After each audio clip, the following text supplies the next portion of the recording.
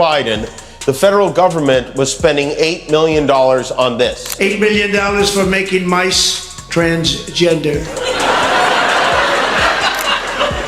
This is real. No, it's not.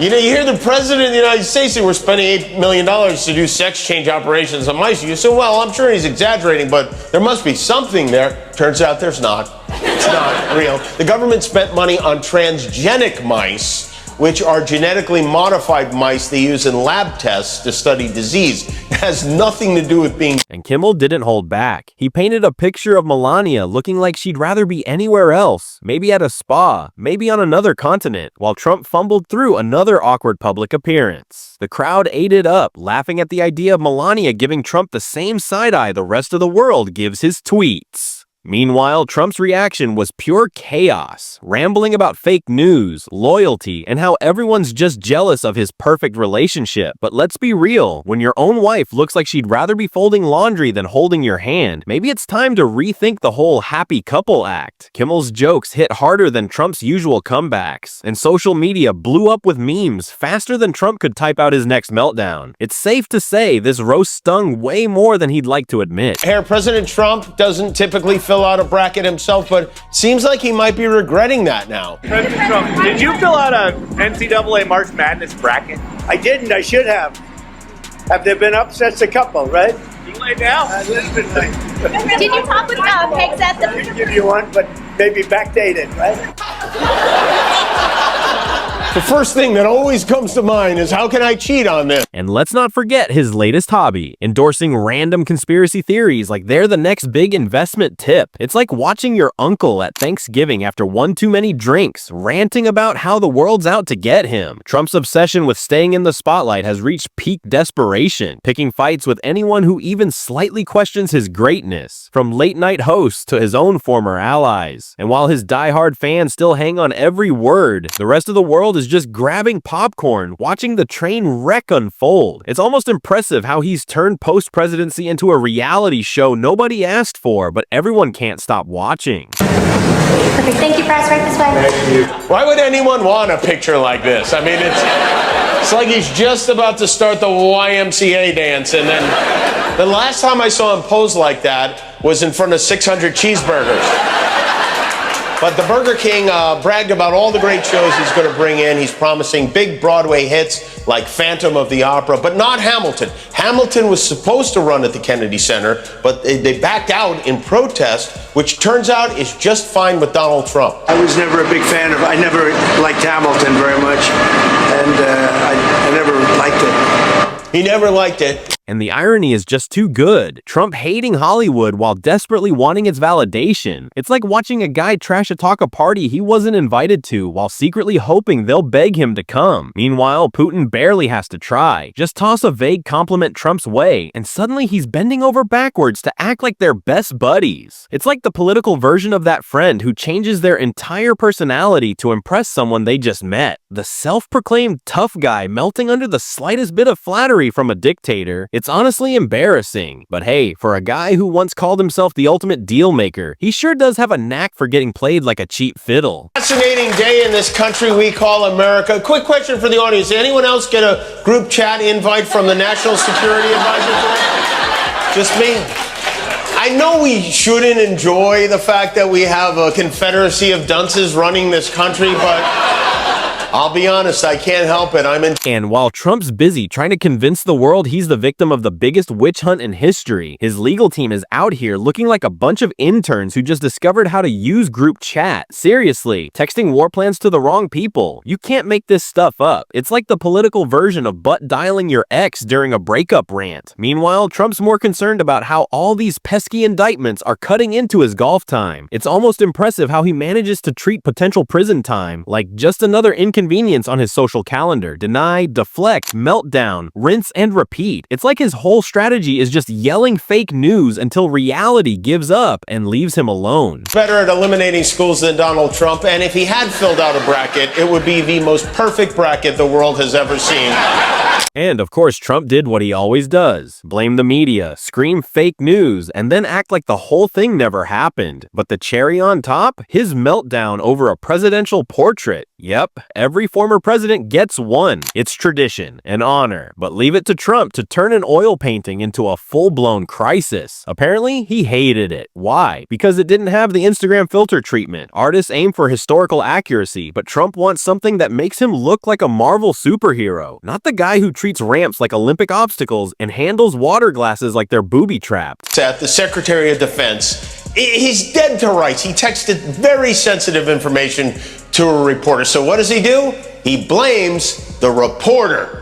You're talking about a deceitful and highly discredited so-called journalist who's made a profession of peddling hoaxes time and time again, to include the hoaxes of Russia, Russia, Russia, or the fine people on both sides hoax, or suckers and losers hoax. So this is the guy that peddles in garbage. This is like, and I know Pete can relate to this, this is like getting drunk, driving your car into a lamppost. And even his most diehard supporters are starting to look worn out. J.D. Vance, one of Trump's loudest cheerleaders, dared to hint at a mild disagreement, and now the entire MAGA world is holding its breath. Will Trump toss him aside like yesterday's news? Will Vance come crawling back with an apology letter and a Make America Great Again hat in hand? It's like watching a season of Survivor, except instead of competing for immunity idols, they're scrambling to prove their loyalty. And the challenges involve pretending every unhinged rant is some kind of strategic genius. And just when you think it can't get any wilder, Trump gets played yet again by the world's most seasoned manipulator, Vladimir Putin. Since day one, Trump's treated Putin less like an opponent and more like a celebrity crush. The Russian leader throws him a compliment, and suddenly Trump's grinning like a reality star who just got a rose at the final ceremony. It's interesting things that came out of the chat is that J.D. Vance apparently did not agree with Trump's plan to bomb. He wrote, "I think we are making a mistake, and I'm not sure the president is aware how inconsistent this is with his message on Europe right now." And then Pete Hegseth chimed in. He said,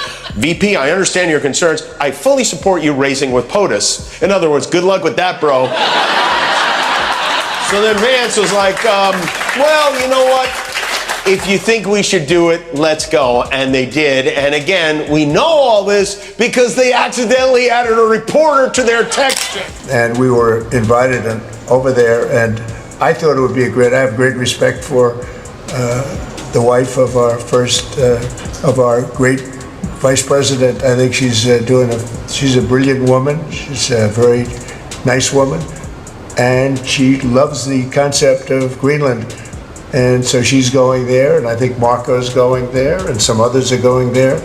But we've been invited. And the irony of it all, while Trump's busy crafting his latest excuse, Putin's already moved on to the next power play. Trump's still clutching his participation trophy, convinced he's just won a championship, while Putin's out there collecting actual wins like they're on sale. It's like watching a magician who thinks he's pulled off a trick, oblivious to the fact that the audience saw the wires the whole time. Trump rants, raves, and blames everyone from windmills to Wi-Fi speeds, desperately trying to convince his followers that he's still the alpha. Meanwhile, the rest of the world just kind of shrugs and moves on, already too used to the circus to be surprised by the next act. And every time he gets played, his reaction is a masterclass in projection. He'll call other leaders weak, claim the media's out to get him, and insist that he's the only one who truly understands what's going on. In reality, he's like the guy at a poker table who keeps showing his cards while bragging about his unbeatable hand. The funniest part, he actually believes he's fooling everyone. Sure, his diehard fans might still be on board, convinced that every loss is secretly a win, but the rest of the world can see right through it. The bottom line is, Trump's obsession with image has trapped him in a never-ending loop of his own making, always chasing respect, but never quite getting it, always claiming victory, but never truly securing it. He can shout fake news all he wants, but at some point, even his most devoted supporters have to wonder why the toughest guy on Russia keeps getting played like a violin. Biden, the federal government was spending $8 million on this. $8 million for making mice transgender. This is real. No, it's not. You know, you hear the president of the United States say we're spending $8 million to do sex change operations on mice. You say, well, I'm sure he's exaggerating, but there must be something there. Turns out there's not. It's not real. The government spent money on transgenic mice, which are genetically modified mice they use in lab tests to study disease. It has nothing to do with being... It's hilarious watching Trump try to crash the Kennedy Center Honors Party after spending years trashing Hollywood and mocking celebrities. The same guy who claimed the entertainment industry was rigged against him now wants a front row seat at the most prestigious arts event in America. It's like the loudest guy at the bar demanding VIP access to the gala he's been bad-mouthing all night. Meanwhile, his own allies are desperately scrambling to explain away his Putin problem, coming up with excuses like Putin respects Trump's strength or blaming it all on some deep state smear campaign. Meanwhile, Putin's probably sitting back with a drink, watching the circus unfold. Trump thinks it's his big comeback moment, like somehow rubbing elbows with A-listers will finally make him one of them. Spoiler alert, they're still not inviting him to the after party. Spider crawled into Donald Trump's underpants. Luckily, Stormy Daniels was there, and she killed it with a magazine. She just beat it so hard, and then Trump was so grateful he got his lawyers to secretly pay her $130,000 as a token of gratitude.